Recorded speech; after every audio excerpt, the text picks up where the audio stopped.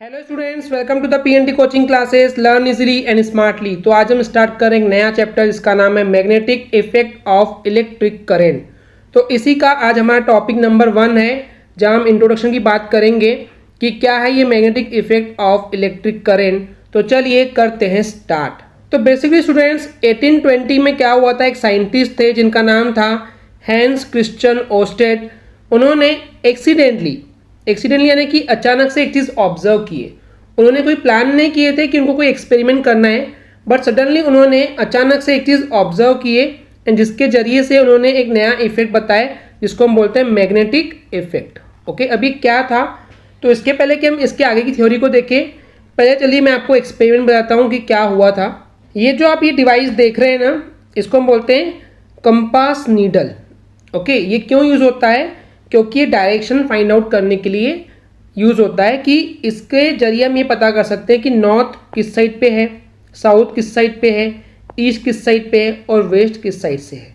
तो इसके अंदर क्या होता है कि ये नीडल देख रहे हैं आप, इसको बोलते हैं नीडल। ये एक सुई होती है, तो इस सुई का जो ये नॉर्थ एंड है ये नॉर्थ डायरेक्शन को पॉइंट करता है और जो ये साउथ एंड है ये साउथ साइड पे यानी कि साउथ डायरेक्शन को पॉइंट करता है।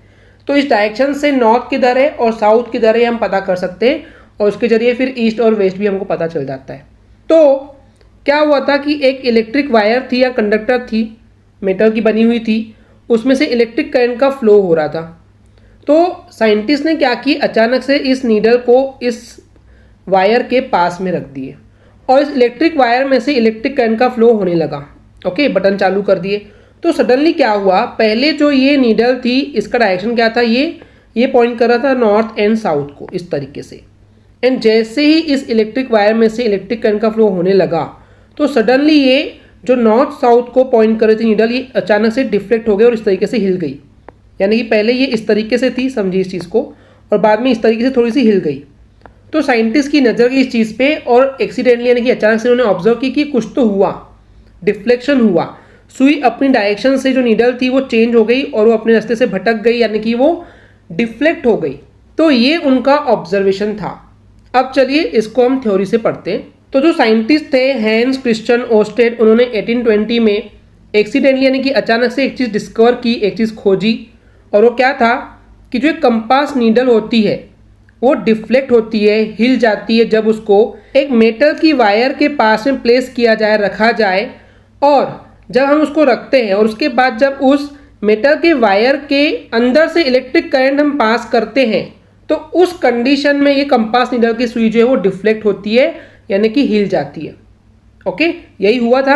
अब यहाँ पे ये ऑब्जर्वेशन हमको ये बताता है, ये दिखाता है कि जो इलेक्ट्रिसिटी है और जो ये मैग्नेटिज्म है ये एक दूसरे से रिलेट करता है।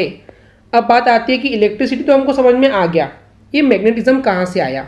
तो जो कंपास नीडल होती है, हमने उसके अंदर बताए थे, एक नीडल होती है जो कि नॉर्थ और साउथ डायरेक्शन को पॉइंट आउट करती है। तो ये क्यों करती है, बिकॉज जो नीडल होती है ये अपने आप में एक बार मैग्नेट होता है, यानी कि मैग्नेट यानी कि चुंबक का बना होता है, मैग्नेट का बना होता है, इसलिए ये नॉर्थ और साउथ को पॉइंट करता है। क्योंकि जो मैग्नेट होता है, जो बार मैग्नेट होता है, वो भी नॉर्थ और साउथ उसके दो पोल होते हैं, वैसे ही इस नीडल के पोल होते हैं जो कि नॉर्थ को और साउथ डायरेक्शन को पॉइंट आउट करते हैं। ओके, तो देखिए एक वायर थी जिसमें से इलेक्ट्रिक करंट फ्लो हो रही थी और उसके पास में ये नीडल कंपास रखा हुआ था, यानी कि एक तरह का मैग्नेट रखा हुआ था, और इसमें होता है डिफ्लेक्शन। ओके, इसमें क्या होता है, ये डिफ्लेक्ट हो जाती है इस तरीके से। तो यानी कि इस इलेक्ट्रिक करंट और इस मैग्नेटिज्म के बीच में कुछ ना कुछ तो आपस में रिलेशन है। यही यहाँ से हमको ऑब्जर्वेशन देखने को मिलता है।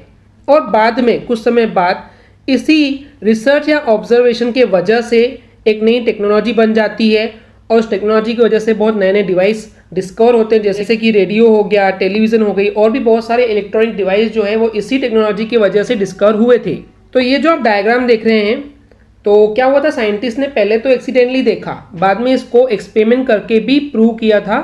तो उसके लिए उन्होंने क्या किया, एक सर्किट बनाए जिसमें उन्होंने रजिस्टर लिए थे, यहाँ पे एमीटर लगाए थे, ये पता करने के लिए कि कितनी इलेक्ट्रिक करंट का फ्लो हो रहा है इस सर्किट में से।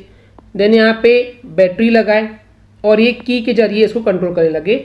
ओके, की मतलब स्विच होता है। अब यहाँ पे इन्होंने एक मेटल की वायर अप्लाई कर दी है। एक्स वाई क्या है, बेसिकली एक मेटल की वायर है, मान लेते हैं कॉपर की वायर है। तो अब यहाँ पे इन्होंने क्या किए, यहाँ पे एक पेपर ले लिए, ये जो आप दिख रहे हैं ना ये एक पेपर है, और इसके बाद क्या हुआ, यहाँ पे इन्होंने रख दिए एक नीडल कंपास। और जैसे ही साइंटिस्ट ने इस इलेक्ट्रिक वायर में से यानी कि कंडक्टर में से जो कि मेटल की बनी हुई है इसमें से इलेक्ट्रिक करंट को पास किए तो तुरंत वहाँ पे क्या हुआ, इस कंपास नीडल में डिफ्लेक्शन होने लगा, यानी कि उसकी डायरेक्शन जो है वो नीडल की चेंज हो गई, डिफ्लेक्शन हुआ। तो यहाँ से इन्होंने ये प्रूव किया कि इलेक्ट्रिक करंट या इलेक्ट्रिसिटी और मैग्नेटिज्म में आपस में एक रिलेशन होता है। तो ये उनका ऑब्जर्वेशन था। इतना क्लियर है स्टूडेंट्स? चलिए आगे देखते हैं। तो अब बात करते हैं कि साइंटिस्ट का ऑब्जर्वेशन क्या था। तो उनका ऑब्जर्वेशन ये था कि जो नीडल थी, जो सुई थी नीडल कंपास के अंदर, वो डिफ्लेक्ट होती है यानी कि हिल जाती है। सेकेंड ऑब्जर्वेशन था उनका कि इसका मतलब ये होता है कि जो इलेक्ट्रिक करंट है या इलेक्ट्रिसिटी है, जब उसको हम कॉपर वायर से पास करते हैं तो उसके वजह से एक मैग्नेटिक इफेक्ट प्रोड्यूस हो जाता है। यानी कि इलेक्ट्रिक करंट को जब सप्लाई करते हैं उस कॉपर की वायर में से तो उसके आसपास कहीं ना कहीं एक मैग्नेटिक इफेक्ट जो है वो क्रिएट हो जाता है, जो कि दूसरे किसी मैग्नेट को यानी कि कंपास नीडल को ये थोड़ा सा हिला देता है या उस पर डिफ्लेक्शन हमको देखने को मिलता है।